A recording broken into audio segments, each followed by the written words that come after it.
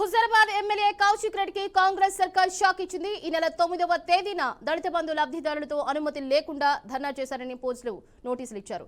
ఈ మేరకు కౌశిక్ రెడ్డికి హుజరాబాద్ పోలీసులు నోటీసులు ఇచ్చారు.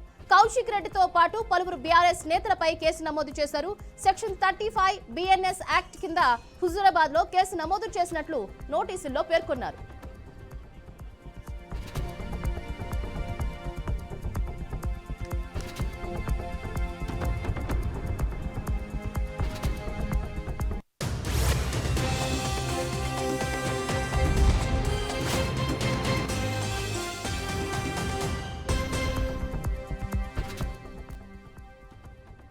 కాగా కరీంనగర్ జిల్లా హుజరాబాద్ లో దళిత బంధు రెండో విడత నిధులను విడుదల చేయాలని దళితులు ఎమ్మెల్యే కౌశిక్ రెడ్డి చేపట్టిన ధర్నా ఉద్రిక్తతకు దారితీసింది.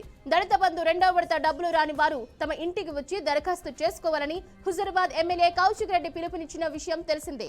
దీంతో లబ్ధిదారులు ఎమ్మెల్యే ఇంటికి పెద్ద ఎత్తున తరలివచ్చారు. హుజరాబాద్ అంబేద్కర్ చౌరస్తా వద్ద తాము చేపట్టిన ధర్నాలో పాల్గొనాలని లబ్ధిదారులు కౌశిక్ రెడ్డిని కోరారు. దీంతో అందరూ కలిసి ర్యాలీగా చౌరస్తాకు చేరుకుని అంబేద్కర్ విగ్రహం వద్ద ధర్నాకు దిగారు.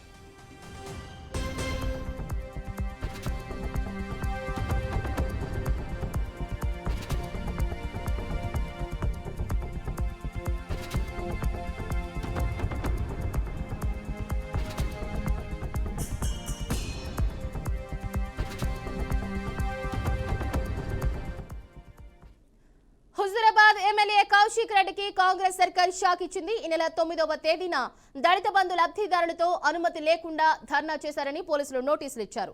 ఈ మేరకు కౌశిక్ రెడ్డికి హుజరాబాద్ పోలీసులు నోటీసులు ఇచ్చారు. కౌశిక్ రెడ్డితో పాటు పలువురు బీఆర్ఎస్ నేతలపై కేసు నమోదు చేశారు. ఇదే అంశానికి సంబంధించి మరింత సమాచారాన్ని మా ప్రతినిధి ప్రేమ్ కుమార్ ఫోన్ లైన్ ద్వారా వివరిస్తారు. ప్రేమ్ కుమార్ చెప్పండి, ఈ నెల 9ని మనం ధర్నా చూసాము తెలిసిందే. నోటీసులకు సంబంధించి కౌశిక్ రెడ్డి ఏం చెప్తున్నారు?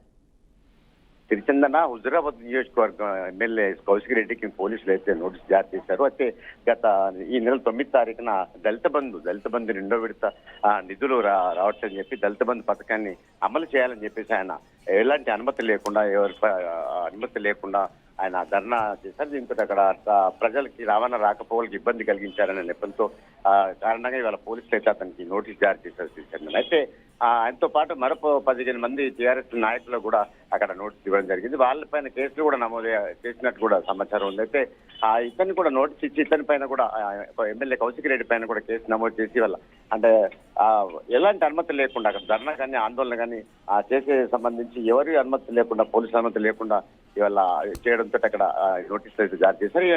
ఈయనపై క్రమశిక్షణ చర్యలు తీసుకోవడం పాటు చట్టపరమైన చర్యలు తీసుకుని అరెస్ట్ కూడా చేసే అవకాశాలు ఉన్నాయని చెప్పి కూడా చెప్పుకొస్తున్నారు చందన. అయితే వైలెన్స్ చేసి అక్కడ ప్రజలకి ఇబ్బందులు కలిగే విధంగా రవాణా రాకపోకలకు ఇబ్బందులు కలిగించారు, ప్రజా జీవనాన్ని అతలకుతం చేశారని చెప్పేసి ఆ ధర్నా ఆందోళనతోటి ఇట్లా జరిగిందని చెప్పేసి ఆయన పైన ఇప్పటికైతే నోటీసు జారీ అయ్యి దాదాపు ఇవాళ రేపు నోటీసుల ఆధారంగా వాళ్ళని అరెస్ట్ చేసే అవకాశాలు కూడా ఉన్నట్లు తెలియవచ్చింది. Chandana. Okay, right. Thank you so much Prem Kumar.